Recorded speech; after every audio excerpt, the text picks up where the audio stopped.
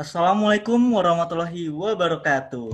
Perkenankan, saya memandu acara ini. Perkenalkan, nama saya Ade Muhammad.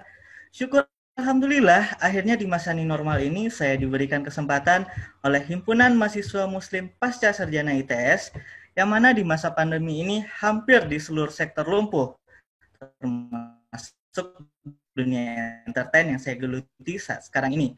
Selamat datang kepada para peserta, terima kasih kepada para narasumber. Ada Bapak Dr. Pol Heri Kurniawanto MSI, beliau selaku Direktur Pasca Sarjana dan Pengembangan Akademik ITS. Selamat siang Pak Heri. Selamat siang. Baik. Assalamualaikum. Waalaikumsalam warahmatullahi wabarakatuh. Selanjutnya ada juga Bapak Ahmad Syafiuddin, PhD. Beliau akan bergabung bersama kita sebentar lagi. Beliau adalah dosen sekaligus ilmuwan Indonesia yang mengajar di Universitas Nahdlatul Ulama Surabaya. Baiklah, sebelumnya saya akan membacakan sedikit peraturan di acara webinar ini. Panitia mohon untuk aturan webinar. Baik, untuk aturan pertama yaitu peserta memasuki Zoom Room 15 menit sebelum acara dimulai. Yang kedua, peserta menggunakan format nama underscore instansi. Contoh, AD underscore ITS. Yang ketiga ialah selama webinar berlangsung, peserta wajib membisukan mikrofon, dilarang menghidupkan mikrofon bagi peserta. Yang keempat, peserta dapat menulis pertanyaan pada web Slido dengan format nama underscore instansi, diikuti dengan untuk siapa pertanyaan diberikan kepada narasumber. Contoh, nama Ade Muhammad underscore instansi ITS. Saya akan memberikan pertanyaan kepada Pak Heri Kurniawanto dengan pertanyaan sebagai berikut. Yang kelima ialah peserta tidak diizinkan untuk merekam dan mengaktifkan mikrofon, share screen, dan annotation saat webinar berlangsung. Tetapi kami mengharapkan adanya virtual reaction dari para peserta. Untuk petunjuk Slido, mohon kepada panitia.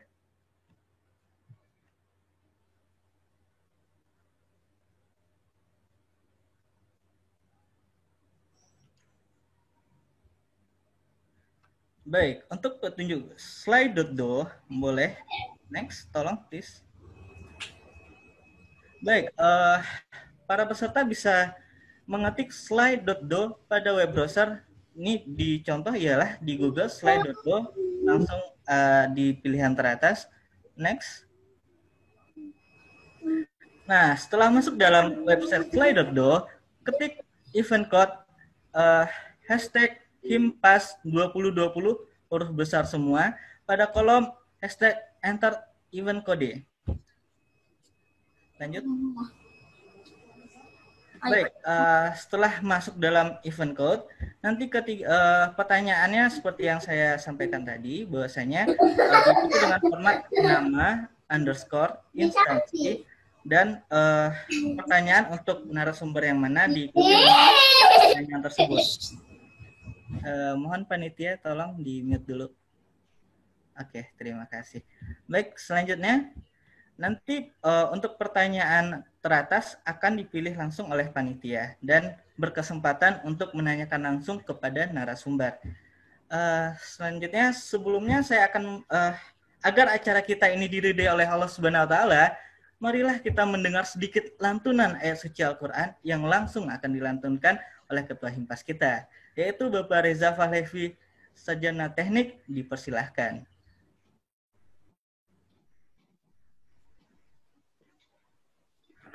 أعوذ بالله السميع العليم من الشيطان الرجيم بسم الله الرحمن الرحيم يسألونك عن الأنفال قل الأنفال لله والرسول فاتقوا الله وأصلحوا ذات بينكم وأطيعوا الله ورسوله إن كنتم مؤمنين إنما المؤمنون الذين إذا ذكر الله وجلت قلوبهم وإذا تليت عليهم آياته زادتهم إيمانا وعلى ربهم يتوكلون الذين يقيمون الصلاة ومما رزقناهم ينفقون Ulaika humul mu'minuna haqqan.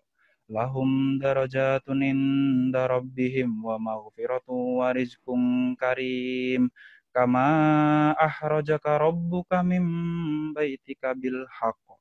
Wa inna fariqam minal mu'minina lakarihun. Yujadilunaka fil haqqi ba'dama tabayyana ka'annama yusakuna ilal mauti wa hum yanzurun. Wa idh ya'idukumullahu ihdat ta'ifataini annaha lakum wa tawadduna anna ghayra dhati syawkati takunu lakum wa yuridullahu ayyuhiqqal haqqa bikalimatihi wa yaqta'a dabiral kafirin liyuhiqqal haqqa wa yubtilal batila walau karihal mujrimun idh tastaghithuna rabbakum fastajaba lakum anni mumiddukum bi alfin minal malaikati murdifin. Shadaqallahul azim. Terima kasih atas lantunan Al-Quran yang dibacakan oleh Pak Reza. Semoga dengan lantunan ayat suci Al-Quran tadi, acara kita diridhai oleh Allah Subhanahu Wa Taala. Amin, amin ya robbal alamin. Well, ternyata ya rekan-rekan semua, di balik acara besar ini, di mana yang saya lihat yang mendaftar itu lebih dari 220 peserta, tersebar di seluruh Indonesia, mulai dari Aceh, Padang, bahkan sampai ke Sulawesi Tenggara yang diwakili oleh Universitas Halu Oleo dan dari BPS Sulawesi Tenggara sendiri.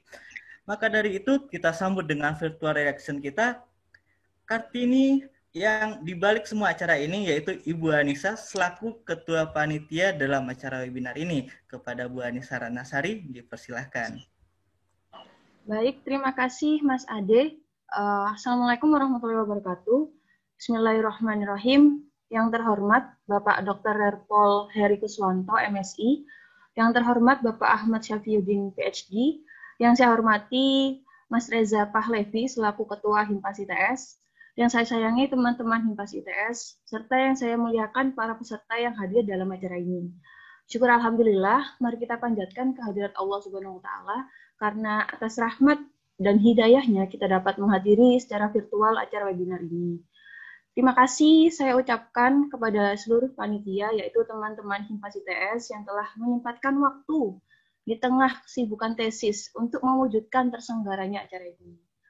Hadirin, acara ini tuh diselenggarakan oleh Himpas ITS yang dimaksudkan untuk membantu kalangan sivitas akademika di Indonesia umumnya dan mahasiswa khusus mahasiswa ITS sendiri agar lebih semangat lagi menulis paper baik di jurnal nasional maupun di jurnal internasional. Oleh sebab itu, Pak Heri Kuswanto dan Pak Ahmad Syafiuddin diundang untuk mengisi materi webinar ini. Terima kasih untuk kesediaannya Pak Heri, terima kasih juga untuk Pak Ahmad. Akhirul kalam, semoga pengetahuan tentang menulis paper ini dapat diimplementasikan demi pengembangan ilmu pengetahuan di Indonesia. Demikian sambutan dari saya, segala sesuatu yang baik dan benar datangnya dari Allah, dan segala sesuatu yang salah datangnya dari saya pribadi sebagai makhluknya. Wabillahi taufiq wal hidayah, wassalamualaikum warahmatullahi wabarakatuh. Waalaikumsalam warahmatullahi wabarakatuh. Terima kasih Bu Anissa setelah menyampaikan sepatah dua patah kata. Baiklah, selamat datang Bapak Ahmad Syafiuddin yang sudah akan memberikan materi nantinya. Saya mohon izin Pak Heri Kuswanto untuk membacakan CV beliau. Mohon untuk panitia tolong CV beliau. Baiklah, nama Dr. Lerpol Heri Kuswanto MSI, riwayat pendidikan tamat dari Institut Teknologi 10 November di bidang statistik tahun 2003 sarjana.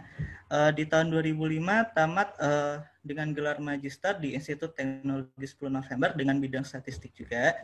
Mendapatkan gelar doktor pada tahun 2009 di Leibniz Hannover University Jerman pada bidang statistik juga, dan juga mendapatkan postdoktoral pada tahun 2010 di Laval University Kanada. Pak Heri ini tertarik research di bidang advanced data analysis, machine learning, weather or climate modeling, Computational Statistik. Beliau juga editor di Jurnal Data Analysis untuk Statistik and Application, Jurnal Meteorologi dan Geofisika BMKG, International Journal of Statistics and Data Science, dan juga Journal of Environmental Sustainability. Bapak Heri juga pernah dapat jabatan, yaitu di tahun 2003 sampai dengan sekarang. Beliau adalah dosen permanen dan juga peneliti di ITS.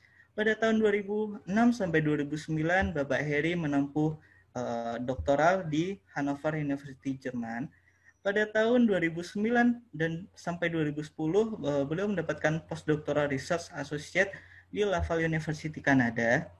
Pada tahun 2012 sampai 2015, beliau mendapat kesempatan menjabat di Deputy of International Relation and Cooperation Office ITS, yang mana pada sekarang ini Bu Maria ya Pak Heri ya menjabat ya.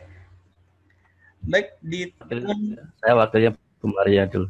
Oh, wakilnya Bu Maria. Baik, terima kasih Pak. Di tahun 2015 sampai 2019, beliau juga menjabat di Head of Postgraduate Study Program Statistik ITS, dan 2017 sampai dengan sekarang Associate Professor di Statistik ITS. Semoga bisa jadi profesor ya Pak ya. Amin. Amin. Di tahun 2020 sampai dengan sekarang, Bapak Heri menjabat sebagai Director of Graduate School and Academic Development ITS. Baik, Bapak, di sini tertulis temanya ialah memilih jurnal internasional yang tepat. Kepada Bapak Heri Kuswanto, waktu dan tempat dipersilahkan.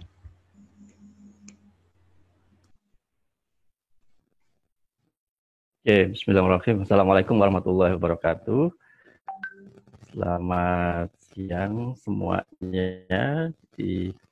Yang saya hormati, ini ada Pak Ahmad Safiuddin. Ini saya tahu namanya. Jadi beberapa kali sepertinya beliau sudah berkolaborasi dengan teman-teman di Statistik ITS ya Pak. Iya. Kemudian saya lihat ada Prof. Agus Rubianto. Jadi selamat datang Prof. Waduh, ini saya sungkan jadinya. Beliau adalah guru saya ini. Jadi Prof. Agus Rubianto ini guru besar di di Fisika ITS. Kemudian yang saya hormati juga teman-teman dari Himpunan Mahasiswa Pascasarjana Muslim ITS, kemudian Bapak Ibu semuanya yang saya banggakan. Jadi izin saya sudah bisa share ya. Izin saya mau share screen. Ya, jadi ini saya niatnya berbagi saja apa yang saya tahu gitu ya. Jadi satu, kemarin waktu dengan panitia yang diamanahkan ke saya memang bukan teknis penulisannya. Nanti Pak Safiuddin mungkin bisa menjelaskan lebih detail. Saya tahu beliau sangat capable sekali gitu. Jadi yang saya fokuskan untuk presentasi saya adalah lebih ke apa ya, bagaimana memilih jurnal, kemudian saya sisipkan di sini beberapa aturan mengenai publikasi bagi mahasiswa pascasarjana di ITS. Oke, sedikit motivasi. Jadi saya yakin Bapak Ibu semuanya, teman-teman semuanya sudah tahu apa step riset begitu ya. Jadi sebetulnya muaranya kalau kita riset itu untuk apa sih gitu. Jadi perlu kita sadari bahwa riset itu sebetulnya kalau ngomong publikasi itu hanya satu step dan bukan tujuan terakhir gitu ya. Jadi kalau kita melakukan riset, harapannya sudah kita niatkan untuk generating impact. Jadi kalau misalkan riset kita terpublikasi saja, mungkin itu belum cukup sebetulnya. Artinya sebelum hasil dari apa yang kita lakukan itu memberikan impact kepada masyarakat. Jadi mudah-mudahan kita semua pada saat menjalankan riset kita sudah diniati ke sana begitu ya, supaya riset itu tidak berakhir di kertas saja atau publikasi. Kemudian sedikit di sini ada apa sih karya ilmiah? Ini kan mahasiswa pasca. Saya yakin semuanya sudah pernah dapat materi mengenai penulisan ilmiah mungkin ya di waktu S1, S2 atau S3 barangkali. Jadi ada banyak sekali dan termasuk beberapa di sini adalah yang diakui Kemendikbud sekarang ya untuk PAK. Tapi yang akan kita bahas di sini adalah artikel ilmiah yang publikasinya adalah di jurnal maupun di proceeding begitu. Kita tidak membahas mengenai beberapa macam karya ilmiah yang dipublikasikan di tempat-tempat yang lain. Ini sedikit juga kenapa sih kita harus menulis gitu ya, dan kenapa juga harus publikasi. Jadi kalau kita merujuk pada firman Allah Al-Alaq ayat 3-4 itu adalah bacalah dan Tuhan mulai yang paling pemurah yang mengajar manusia dengan perantaraan kalam atau pena. Artinya apa? Kita tahu dulu Nabi Muhammad mendapatkan wahyu dari Allah itu tidak melalui tulisan begitu ya. Tapi perantara yang bisa membawa kalamullah itu ke kita itu kan ya Al-Qur'an itu ya, bentuk tulisan. Kita nggak bisa bayangkan kalau misalnya tidak ada dokumentasi dalam bentuk Al-Qur'an itu, mungkin akan sulit firman Allah itu nyampe ke kita sampai saat ini gitu. Jadi sebetulnya menulis itu sudah menjadi perintah buat Muslim gitu ya.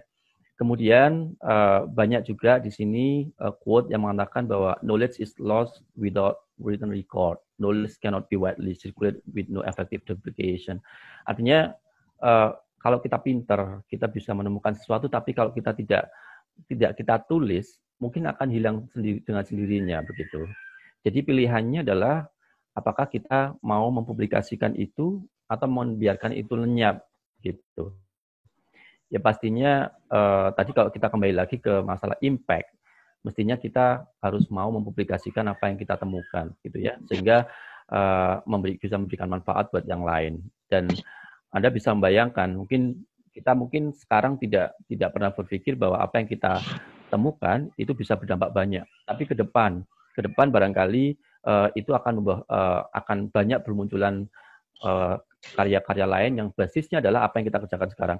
Saya ingat sekali waktu saya dulu masih S1, itu kan yang belum tahun-tahun 99, tahun 2000, itu pernah saya ikut seminar nasional. Di situ ada pembicara, salah satunya adalah profesor dari UGM. Waktu itu belum begitu beken gitu ya, seminar internasional seperti sekarang. Ada satu pertanyaan dulu, karena beliau background-nya matematika, saya bertanya tentang teori yang beliau tanyakan begitu. Itu teorinya buat apa ya kira-kira, Prof? Gitu. Kemudian beliau menjawab, ya ini pokoknya teori. Dan saya nggak tahu, pasti nanti beliau hanya bermodal keyakinan bahwa suatu saat nanti pasti akan ada orang yang menggunakan teori saya begitu. Nah, saya waktu itu memang belum paham tentang publikasi dan sebagainya begitu ya. Tapi ternyata sekarang tulisan beliau banyak sekali disitasi orang. Yang zaman dulu saya mikir ini apa sih? Ini kan kayak rumus-rumus matematika yang nggak ada jelundrungnya gitu ya. Tapi ternyata sekarang sudah banyak sekali disitasi. Dalam konteks praktis lagi, sebetulnya kalau kita ngomong ini mahasiswa ya kebanyakan, kemudian dan mungkin dosen beberapa, kenapa kita harus publikasi itu harus diakui bahwa ya tujuan kita salah satunya kalau mahasiswa ya untuk lulus gitu ya, supaya bisa lulus gitu. Kemudian kalau dosen mungkin untuk bisa mendapatkan cum atau kredit untuk nanti bekal bisa naik pangkat gitu. Jadi tapi apa ya? Ini sebetulnya kalau saya lihat ini konsekuensi saja gitu ya. Prinsipnya kalau kita melakukan yang terbaik kemudian menghasilkan suatu karya ilmiah kita publikasikan ya sudah. Kalau diterima nanti aspek sampingnya akan dapat cum atau Anda lulus gitu. Kemudian ini sedikit saya kutip dari SNPT 2020 bagi mahasiswa yang mungkin belum tahu SNPT. Ini adalah standar nasional perguruan tinggi 2020. Jadi mungkin ada yang bertanya-tanya, kenapa sih kok mahasiswa itu harus publikasi gitu ya? Kenapa kok diwajibkan publikasi? Barangkali ada yang belum pernah tahu ini gitu. Jadi kalau yang membuka dokumen SNPT 2020, sebelumnya juga ada, di sana jelas dikatakan bahwa untuk lulus program doktor dalam keterampilan umum ini, maka mahasiswa harus menghasilkan makalah yang diterbitkan di jurnal internasional bereputasi. Ini jelas di state.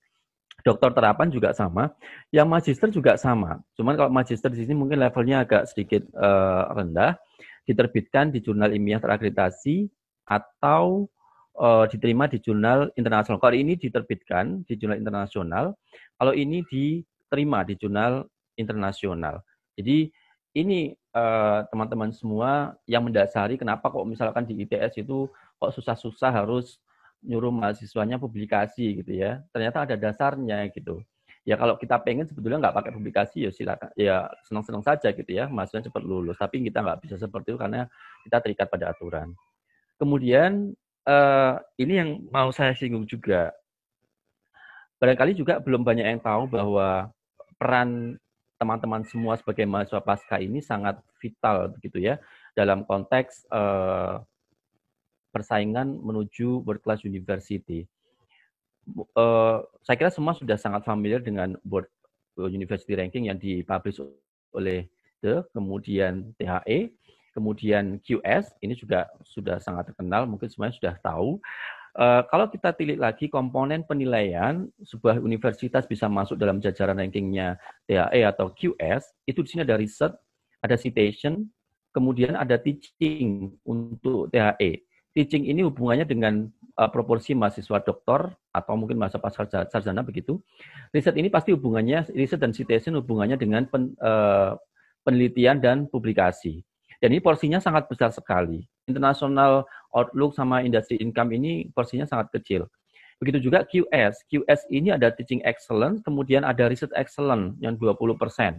Ini juga dilihat dari banyaknya publikasi dan citasi. Biasanya langsung diambil dari datanya Scopus. Artinya apa? Bahwa teman-teman ini punya kontribusi yang sangat besar untuk bisa membawa perguruan tinggi kita di Indonesia ini untuk masuk ke dalam jajaran World Class University. Mungkin nggak nyadar ya kalau kita ngomong satu persatu individu gitu, apa sih saya ini? Tapi ternyata bukan begitu. Jadi kalau dikumpulkan semua, ini akan bisa menjadi satu kontribusi yang sangat signifikan untuk bisa mengangkat nama perguruan tinggi kita di dunia internasional.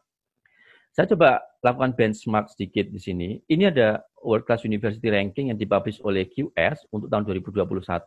Jadi QS itu kalau 2021 memang publishnya 2020. Ini adalah 6 perguruan tinggi yang masuk dalam top ranking 1 sampai 6. Kita lihat di sini hampir semuanya itu US atau ada yang UK. Kemudian ini di tetangga kita. Dulu Pak Syafiuddin rasanya saya lupa di UTM ya mungkin atau kayaknya. Ya, nah, UTM. Ini yang di UTM ya. Jadi ini di Malaysia. Ada yang sudah masuk 59 besar, 132 besar. Nah, ini di Indonesia. Indonesia itu kita baru paling bagus itu adalah UGM, terakhir nomor 254. ITS sendiri itu masih di posisi 751 sampai 800. Ya masih alhamdulillah gitu ya masuk. Mudah-mudahan ke depan bisa lebih bagus lagi begitu. Nah, ini mau saya bawa arahnya mau saya bawa kemana? Kita coba lihat di sini perbandingan jumlah mahasiswa. Jadi ini saya ambil datanya dari Wikipedia, MIT, Harvard. Kalau kita lihat ini komposisi mahasiswa pasca dengan mahasiswa undergrad, mahasiswa S1-nya itu lebih tinggi mahasiswa pasca sarjananya, ya. Kemudian di Malaysia tadi kita lihat. Jadi ini UM ya, ini UM, ini UTM ya. Jadi kita lihat bahwa untuk di Malaysia ternyata komposisinya hampir berimbang antara mahasiswa pasca dengan mahasiswa S1. Berbeda dengan kita di Indonesia. Kalau kita lihat di Indonesia ini masih 1/5-nya gitu ya. Jadi atau bukan 1/5, maaf, separuh atau 1/3-nya begitu. Apalagi di ITS jumlah mahasiswa pasca kita masih sangat sedikit sekali. Nah, kalau kita tilik lagi ke apa yang saya jelaskan tadi bahwa mahasiswa pasca sarjana itu sebetulnya adalah posisinya sangat vital begitu ya dalam konteks bisa mengenerate publikasi maupun citation yang nanti bisa mengangkat nama perguruan tinggi untuk bisa bertarung dalam tanda kutip di jajaran World Class University Ranking. Nah, jadi mau tidak mau memang kita rely atau sangat bergantung pada mahasiswa pasca. Saya sendiri di sini ada beberapa mahasiswa saya kayaknya. Jadi harus diakui bahwa tanpa beliau-beliau yang mahasiswa pasca mungkin saya nggak bisa publikasi begitu ya. Kemudian ini saya ambil materinya dari presentasi yang dilakukan oleh Bapak Ibu di Kemendikbud bahwa kendala publikasi mahasiswa pasca yang ada sekarang itu adalah satu plagiarisme yang masih marak. Jadi untungnya sekarang sudah banyak ya software untuk bisa mendeteksi kesamaan atau similarity atau plagiarism, identikasi dan sebagainya gitu. Jadi ini bisa dicegah di awal. Dosen juga harus aware. Jadi dosen jangan manut-manut saja apa yang tulis mahasiswa, karena mahasiswa kadang tinggal copy paste gitu ya, dianggapnya dosennya nggak tahu begitu. Tapi begitu sudah publikasi baru ketahuan bahwa ternyata ini similarity-nya sangat tinggi sekali. Kemudian jurnal ilmiah nasional yang masih sedikit porsinya, dan tantangannya adalah bagaimana menjadikan jurnal-jurnal itu bereputasi internasional. Kemudian ada banyak ternyata dari mahasiswa pasca sarjana yang belum tahu cara menulis karya ilmiah. Bisa dibayangkan ya, tadi kan persyaratan di SNPT itu kan untuk semua perguruan tinggi di Indonesia. Yang levelnya kayak ITS saja, yang mungkin mohon maaf dari segi input mahasiswanya sudah bagus, itu masih banyak yang kesulitan untuk menulis begitu ya. Apalagi di tempat-tempat lain yang barangkali nuansa risetnya itu masih belum sangat berkembang begitu. Pasti mahasiswanya lebih kesulitan lagi begitu. Kemudian kita juga punya banyak perguruan tinggi yang programnya itu program profesional dan sebagainya. Mau tidak mau, beliau-beliau juga dituntut untuk publikasi gitu. Jadi satu menjadi catatan bahwa menulis karya ilmiah ini memang masih menjadi hal yang sulit gitu buat mahasiswa pasca. Tidak hanya mahasiswa sebetulnya, dosen pun juga banyak yang mengalami demikian. Nanti teman-teman bisa belajar banyak dari Pak Syafiuddin. Kemudian ini kira-kira proses publikasi jurnal. Jadi kita melakukan proses penelitian. Mohon maaf ini saya ambil dari slide-nya Pak siapa kemarin. Mohon maaf saya nggak mensitasi. Menuliskan referensinya di sini. Kemudian kita menulis makalah, kemudian ada proses mengirim, kemudian mereview. Setelah proses itu direview, itu keputusannya ada direvisi, ada yang diterima, ada yang ditolak. Kalau direvisi kita melakukan proses revisi, nanti bisa diterima, bisa ditolak. Kalau sudah diterima, publikasi. Biasanya peer review itu tidak hanya satu orang ya, bisa 2 atau 3, idealnya seperti itu. Kemudian nanti bisa jadi satunya menerima, satunya menolak begitu. Kalau sudah seperti itu biasanya bisa ditengahi oleh reviewer ketiga atau editornya biasanya.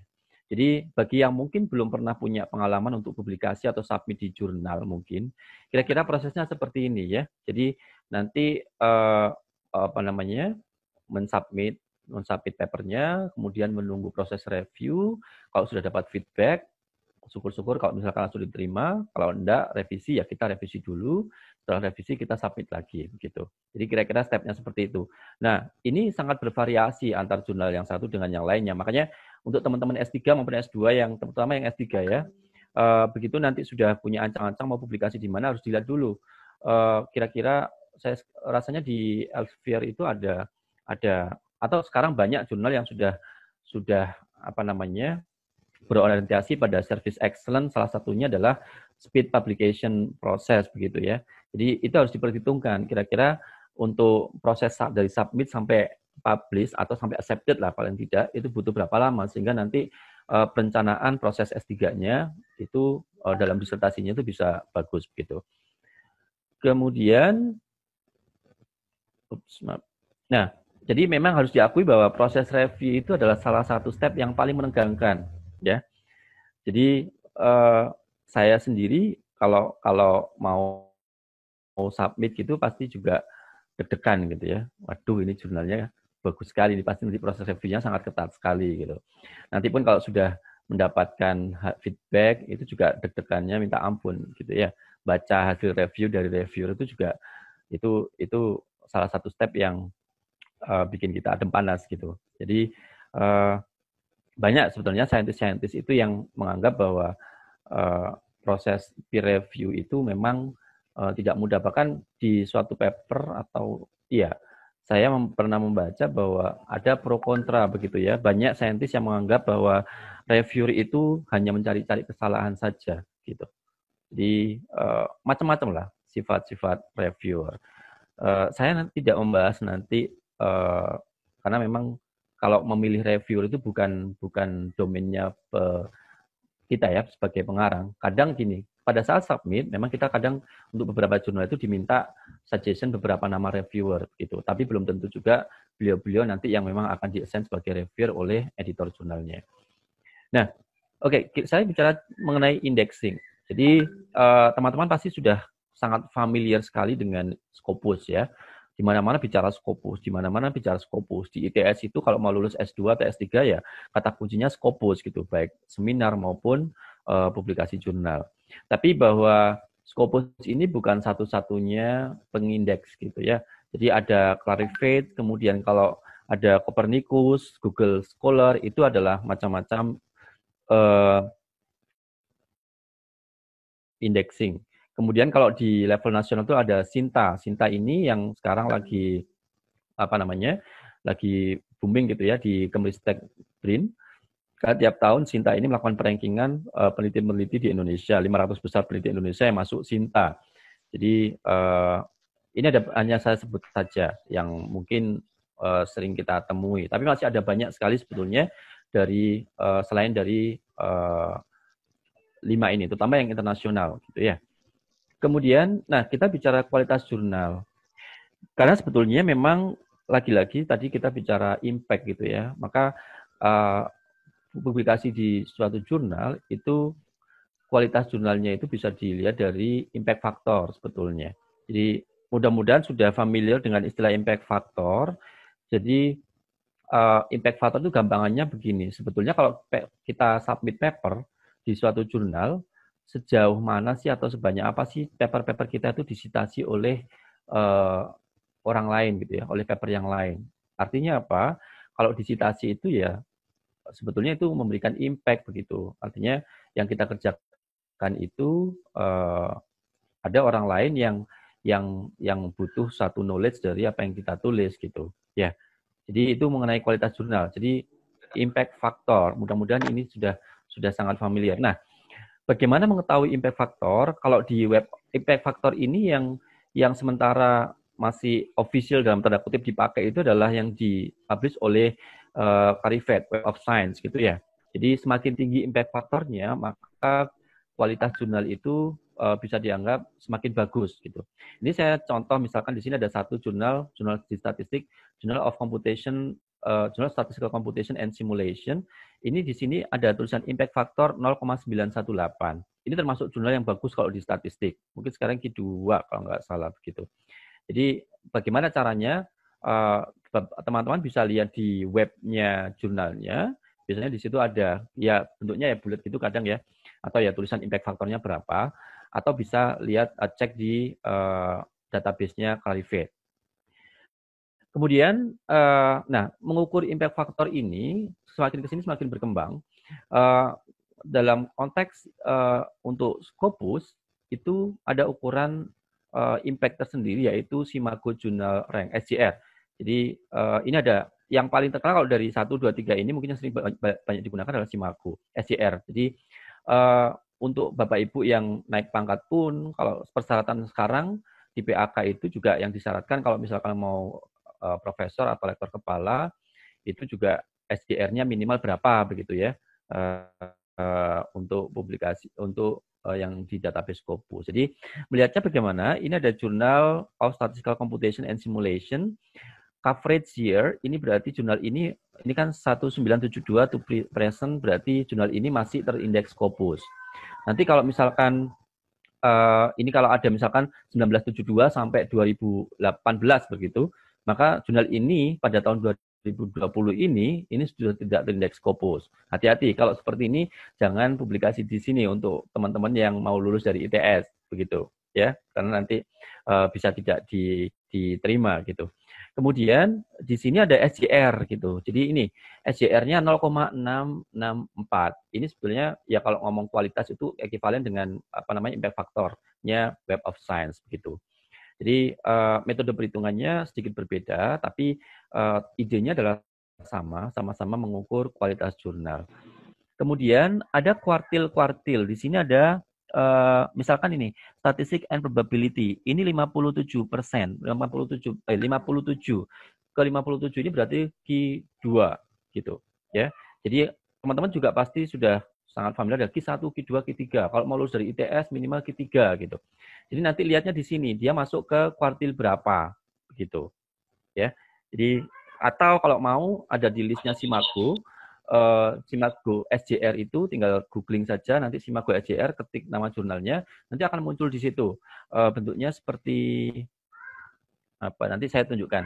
Nanti biasanya di bawah itu ada dia masuk Q berapa. Tapi hati-hati karena di situ kadang belum update. Kalau yang mau terupdate ya di sini karena ini sumbernya adalah dari Scopus sendiri. Kalau yang Simago itu dia satu web sendiri sebetulnya yang kadang update-nya lebih lambat daripada Scopus. Kemudian ini contoh jurnal-jurnal yang jurnal di Scopus ya. Jadi kalau ini misalnya dia di onkologi itu nomor 1, 99%, kuartil ke-1, berarti dia Q1. Ini jurnal paling bagus begitu. Dan intinya sebenarnya sama dengan ini hanya list, saya tunjukkan list jurnal-jurnalnya saja. Jadi teman-teman kalau mau tahu ini masuk ke Scopus, kemudian nanti source, ketikkan di sini subject area-nya, misalkan title, kemudian ini nama nama jurnalnya. Nanti akan muncul yang seperti di atas ini begitu. Nah, masih bicara mengenai kualitas jurnal, ada yang disebut dengan predatory jurnal. Jadi yang paling banyak atau paling yang masih digunakan sebagai reference tentang predatory jurnal ini adalah hasil karyanya di Bellis gitu ya. Jadi bisa dilihat di sini apa sebetulnya predatory jurnal ini. Jadi predatory jurnal ini adalah jurnal-jurnal yang ya predator. Predator itu kan apa saja dimakan begitu ya. Jadi orang mau submit apa diterima, apa diterima. Itu sebetulnya gampangannya. Nah, ini kenapa sih kok seseorang itu sampai publikasi di jurnal predator? Saya sempat menemukan suatu artikel di jurnal judulnya Why Do Authors Publish in Predatory Journals? Di situ ada 4 faktor utama. Satu adalah social identity threat. Mungkin orang ini pengen menunjukkan bahwa saya punya publikasi. Dan kadang dia nggak sadar kalau dia itu publikasinya di jurnal predator. Hati-hati. Ini biasanya teman-teman yang belum pernah punya experience publikasi kadang sering terjebak di sini, ya. Kemudian unawareness, ya karena unawareness ini karena nggak tahu kalau itu predator gitu. Kemudian high pressure ini yang mungkin banyak terjadi di kita. Mahasiswa S3 itu saya lihat kecenderungannya, walaupun saya yakin yang dilakukan teman-teman S3 itu bagus-bagus ya. Karena kan ada standar tertentu untuk bisa menjadi sebuah disertasi kalau di ITS begitu. Sehingga dari sisi kualitas tulisan itu sebenarnya bagus. Tapi karena mungkin ada pressure yang tinggi terkait dengan saya harus lulus segera ini gitu. Maka akhirnya pilih cut off-nya, oke lah saya publikasi aja di jurnal-jurnal yang gampang gitu ya. Definisi jurnal gampang ini bisa jadi ya predator jurnal ini. Biasanya akhirnya ke sana gitu. Ya, sangat disayangkan sekali. Tidak terkecuali juga Bapak Ibu dosen. Jadi di Indonesia ini mungkin kalau bilang proporsi yang publikasi di jurnal predator juga termasuk yang tinggi. Kenapa? Kemudian saya sampaikan, kita tiap tahun itu kalau mendapatkan penelitian dari Dikti misalnya, itu harus menunjukkan output. Outputnya adalah publikasi. Nah, terlepas dari itu publikasinya bagus atau tidak, kalau sudah ada output itu biasanya ya sudah dicentang aja, oh ini tercapai begitu. Nah, karena ada pressure kita harus publish something itu, maka peneliti ini cenderung untuk publikasi di jurnal-jurnal yang cepat begitu. Nah, ini ada ada beberapa indikator. Ini menurut saya ya, mohon maaf. Ini dari saya sendiri. Jadi indikator suatu jurnal itu dikatakan predatory. Satu, dia sering memasang impact factor. Ini sebenarnya ada tanda kutipnya palsu. Jadi impact factornya itu bukan impact factor yang dari Clarivate tadi, dari Web of Science. Banyak itu kalau di email spam itu biasanya banyak sekali tawaran-tawaran publikasi di suatu jurnal, dia menyebutkan impact faktornya berapa, tinggi-tinggi gitu ya. Tapi ternyata itu bukan impact faktor yang dalam tanda kutip dikenal gitu ya. Mungkin dari sisi kalau kepangkatan kayak gitu itu bukan itu impact faktor yang dimaksudkan ya. Ini tadi saya sebutkan sering sekali broadcast di ini bukan ukuran sebetulnya, tapi jurnal-jurnal seperti ini biasanya getol sekali untuk mencari mangsa dengan membroadcast email-email peneliti. Kemudian ini yang indikator yang mungkin mudah sekali untuk ditemui. Jumlah makalah yang terbit dalam satu isu itu bisa ratusan atau ribuan. Memang sekarang banyak sekali open access jurnal yang mungkin multidisiplin begitu, tapi masih bagus. Tapi itu pun juga nggak sampai ribuan gitu ya. Jadi nanti saya kasih contoh, dan mohon maaf kalau misalkan nanti saya kasih contoh. Kemudian penerbitnya biasanya tidak well known. Jadi penerbitnya mungkin bukan penerbit-penerbit yang besar seperti Springer, kemudian Elsevier, MDBI, dan sebagainya. Kemudian tidak ada proses peer review yang benar. Tadi kan kalau di atas saya menjelaskan bahwa step-step untuk publikasi jurnal itu ada yang tadi, submit sampai publikasi ada itu. Tapi jurnal ini tidak memperlakukan proses itu ke paper kita. Bisa jadi hari ini submit, seminggu kemudian sudah diterima begitu. Ya lihat-lihat sih memang, tapi kebanyakan kalau yang seperti itu indikasi bahwa ini proses reviewnya kurang benar ini gitu. Kemudian ini efeknya kalau karena tidak ada review yang benar, maka setelah submit bisa terbit dengan cepat. Ini mohon maaf sekali, ini judulnya apakah jurnal-jurnal yang terdiri dari Scopus itu bukan predator? Ini bersengaja pertanyaan atau judul yang saya buat. Nanti memang Scopus itu akan mengevaluasi setiap tahun jurnal-jurnal yang masuk di listnya Scopus. Jadi misalkan tahun depan jurnal A ini masih masuk atau tidak begitu ya. Jurnal tahun ini masih masuk, tahun depan bisa jadi nggak masuk. Ini saya ambil satu contoh.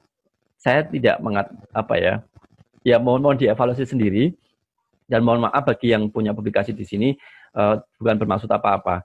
Jadi ini salah satu contoh jurnal yang mungkin sedikit banyak memenuhi kriteria yang saya tuliskan di sini. Satu, ini ada call for paper untuk September 2020. Itu di sini submission deadline-nya 30, acceptance-nya within 3 days time period. Bisa dibayangkan. Bapak Ibu, ini Scopus loh, Scopus Q2. Ini ada di sini, ini ada tulisan Scopus Q2. Dan saya juga nggak tahu kenapa jurnal ini masih bertahan saja di sini. Tahun kemarin kalau nggak salah masih Q1, sekarang Q2. Jadi 3 hari, Bapak Ibu kalau mau publish cepat, monggo. Submit saja hari ini, 3 hari lagi sudah dapat keputusan dan diterima. Gitu. Kemudian nanti papernya bisa online within 6 hours time period. Ya Allah, cepat sekali ya. Jadi padahal kalau kita bicara jurnal-jurnal, kalau kita bicara jurnal-jurnal yang bagus itu proses bisa setengah tahun, 1 tahun, 2 tahun begitu. Ya. Nah, ini mungkin salah satu indikasi. Kemudian publishernya juga kalau dilihat IAME ini ternyata masuk di dalam listnya Bellis juga. Kemudian ini kita coba cek. Ini satu isu pada saya pick satu isu secara random, kalau nggak salah September 2018. Di dalam satu isu itu, jurnal yang terpublikasi itu ada 3065. Page-nya, jumlahnya 303, mohon maaf. Jadi bisa dibayangkan ya, satu isu jumlahnya 303. Itu ya kalau dalam ukuran jurnal itu sudah sangat amazing sekali gitu ya. Jurnal-jurnal yang reguler itu kan satu isu paling 5 paper atau 10 paper gitu. Kecuali tadi, memang tidak, ini sekali lagi bukan menjadi ukuran utama, karena sekarang banyak sekali jurnal-jurnal open access yang bagus-bagus juga, dan itu juga, publikasi, maksudnya paper-paper yang terpublish dalam satu isu juga cepat. Ya.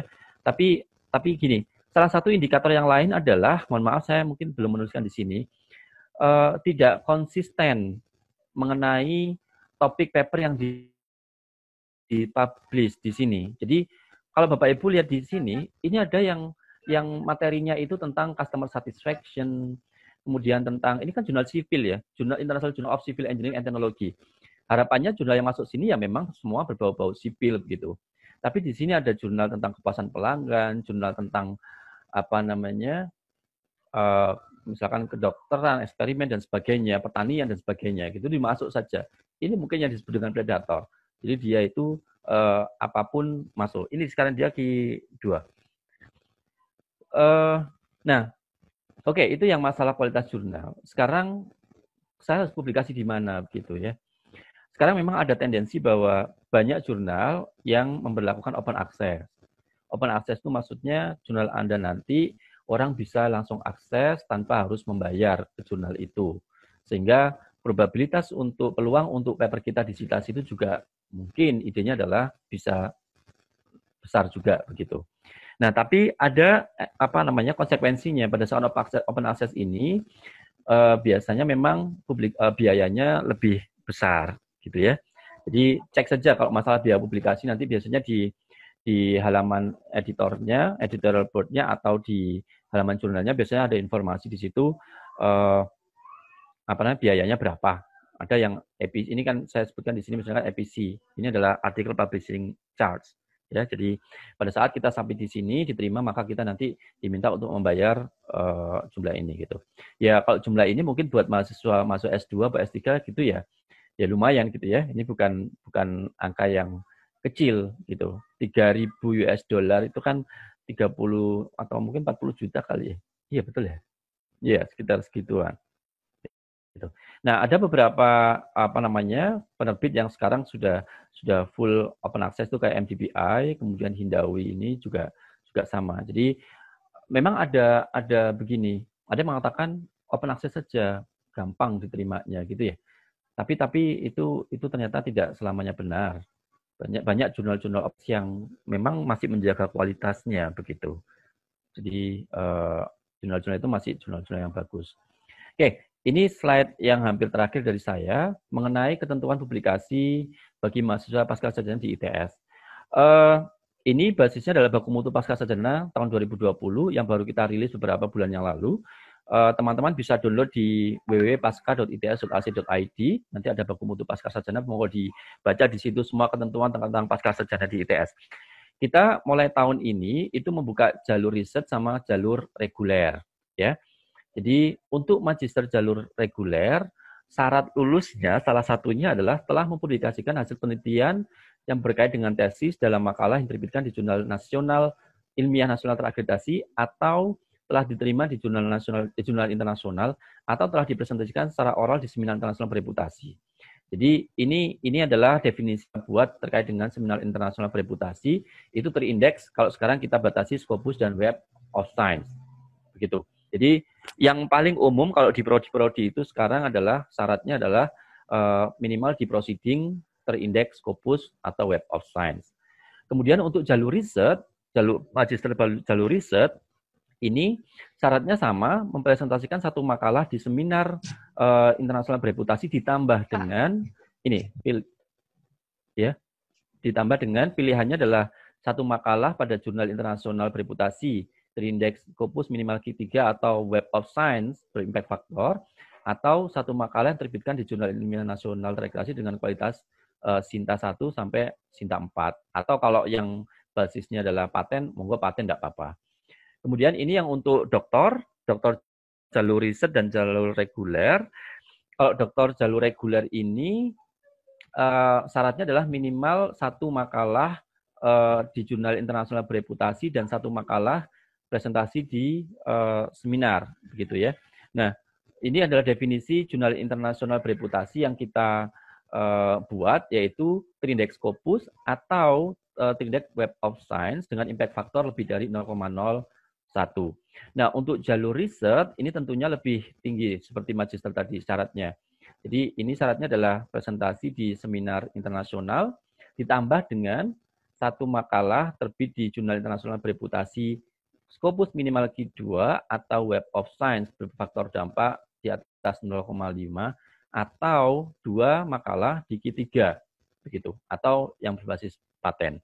Jadi ini yang relevan dengan publikasi. Jadi monggo nanti kalau ada waktu bisa dilihat lebih supaya mahasiswa ini juga enggak terkaget-kaget gitu ya dengan aturan-aturan yang ada di ITS, semuanya ada di baku mutu pascasarjana 2020. Tapi yang perlu digarisbawahi adalah bahwa beberapa prodi diperbolehkan untuk menerapkan standar yang disepakati bersama di prodi tersebut. Begitu kira-kira. Artinya kalau misalnya nanti mungkin ada bertanya, kenapa kalau di prodi saya syaratnya bukan seminar untuk lulus S2 tapi Scopus? Ya monggo enggak apa-apa, itu kebijakan dari prodi yang bersangkutan gitu. Artinya di awal pada saat teman-teman mau masuk ke prodi itu mestinya sudah tahu dulu syaratnya gitu ya. Oke, saya kira itu dari saya. Monggo kalau ada yang mau didiskusikan atau ditanyakan, saya persilahkan. Mohon maaf kalau waktunya berlebih ya. Oke. Saya kembalikan ke moderator. Baik, terima kasih Pak Heri Kuswanto yang telah memberikan materi.